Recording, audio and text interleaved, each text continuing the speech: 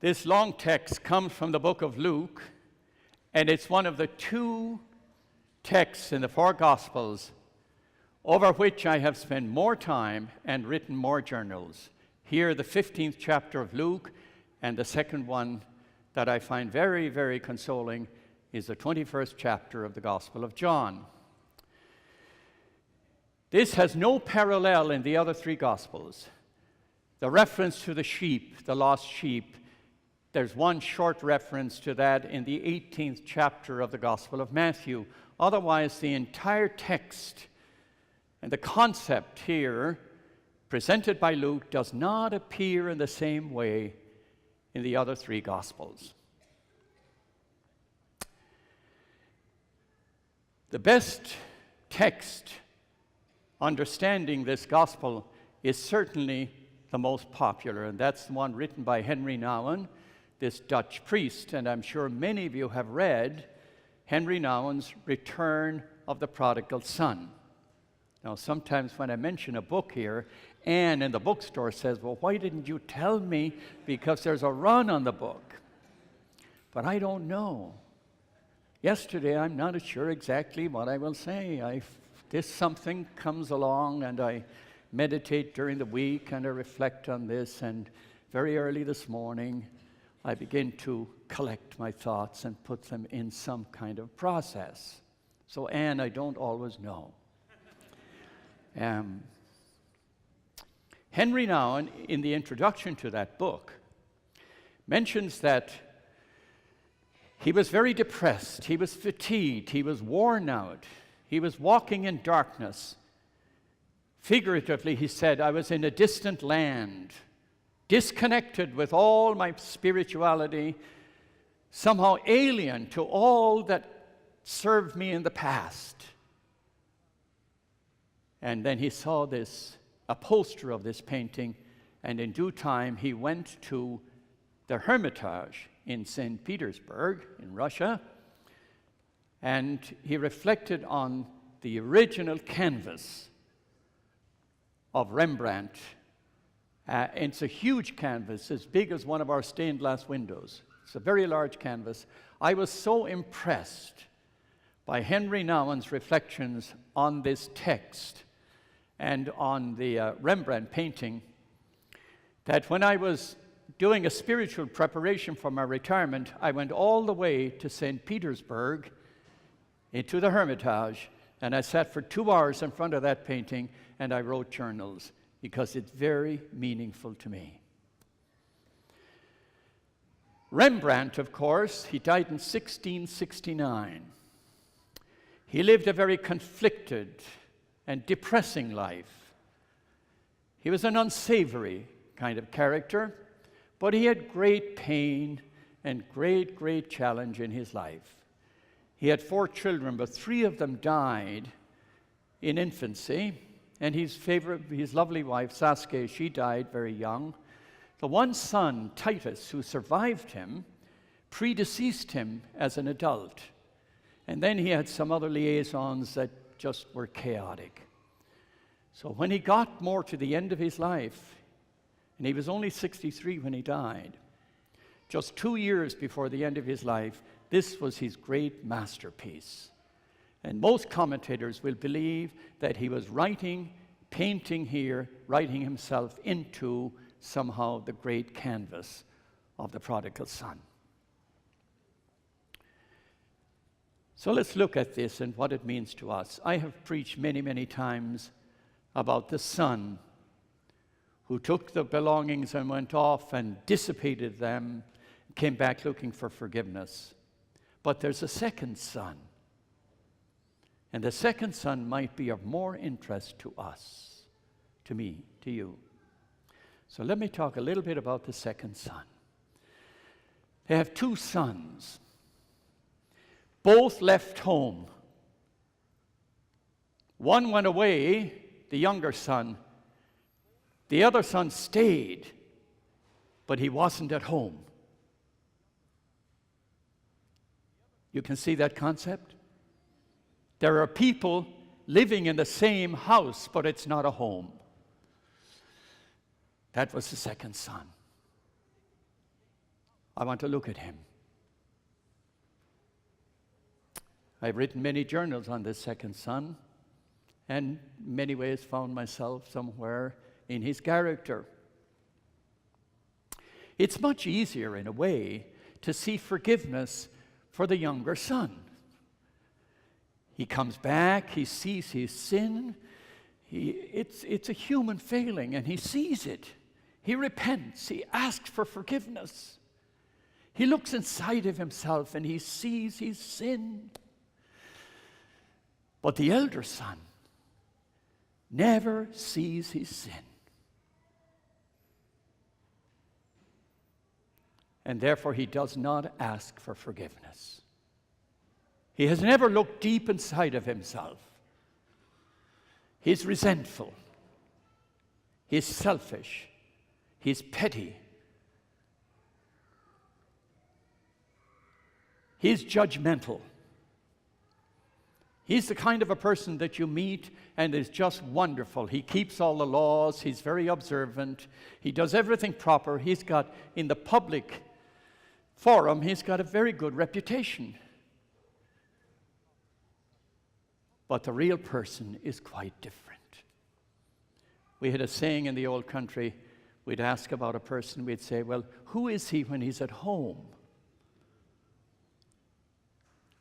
Because sometimes the person at home is quite different than the person in public. And sometimes you have to somehow come close enough to the person at home before you really discover the real person. And this real person is not very endearing. Miserable, selfish, judgmental, carrying around resentments, the unhealed person, and yet very observant. The kind of person that comes to the 9:30 Mass, uses the envelopes, is involved in all sorts of things, and they're all very good. But honestly, take a second look. There's a deeper person here that needs forgiveness and needs healing. I want to look at that person.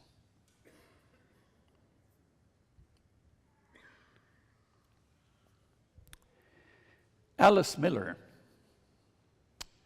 psychotherapist, wrote this seminal book called The Drama of the Gifted Child. And here we have the person who keeps all the laws, who does everything correctly, who meets the expectations of other people, but is carrying a malaise inside. We're all back from vacation now. And we had a good summer, and we wandered around, and we got suntans, and we went to the mountains, and we did all the wonderful things, and we laughed, and we had a few drinks, and we all did that. It was wonderful.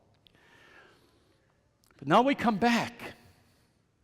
We were tired before we left. We were worn out. You were carpooling. You were working hard. You were overextended. You said, I need a vacation, so you went away for a vacation. Now you're back. It may well be that you're back exactly where you were before you left. Now you're conflicted again. Now you're resentful again. Now you're whatever. Why? Why did your vacation not refresh you? Because you didn't take your spirit to be healed and refreshed on your vacation. There's a tiredness of the body.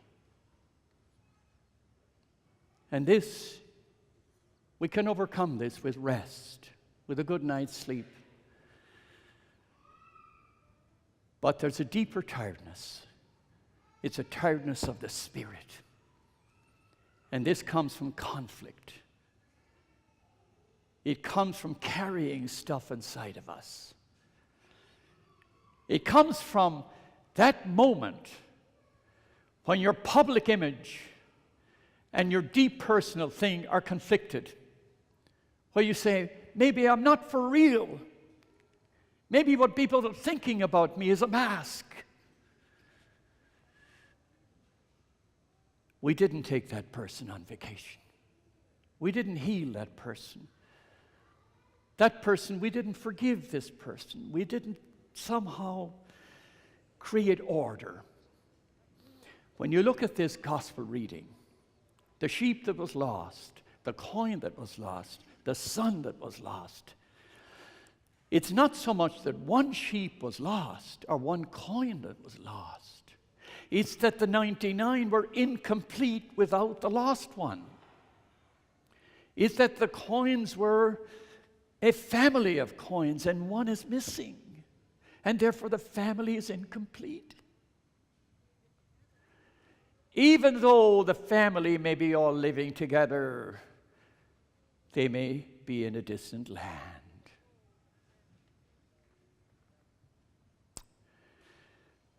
It's worth looking at. I find it worth looking at in my life, and I hope you do in your life.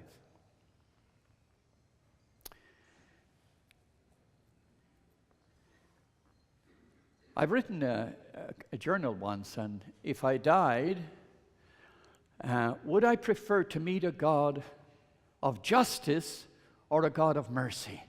And I said, please give me a God of mercy. Justice, I'm going to be in terrible trouble. She says, give me a God of mercy.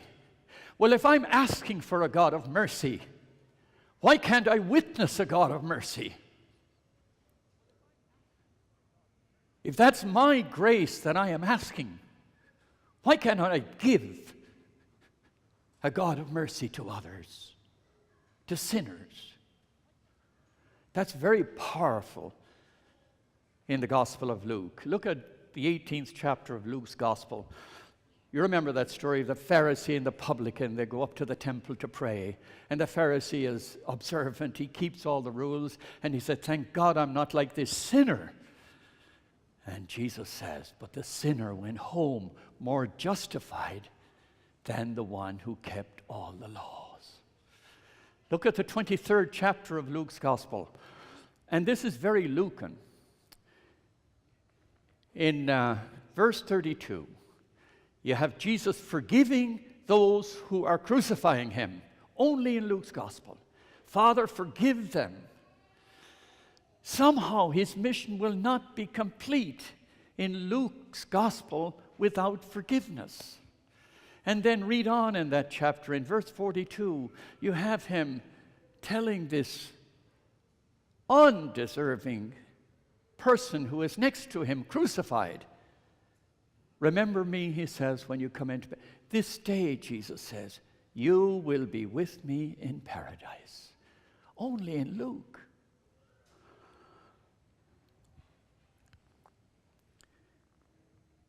Constance Dombrowski, this very bright lady, likes to, this one of her mantra sayings.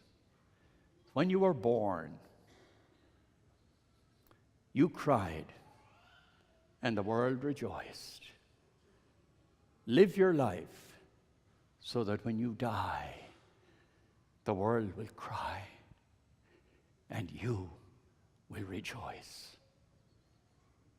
Live your life. Amen.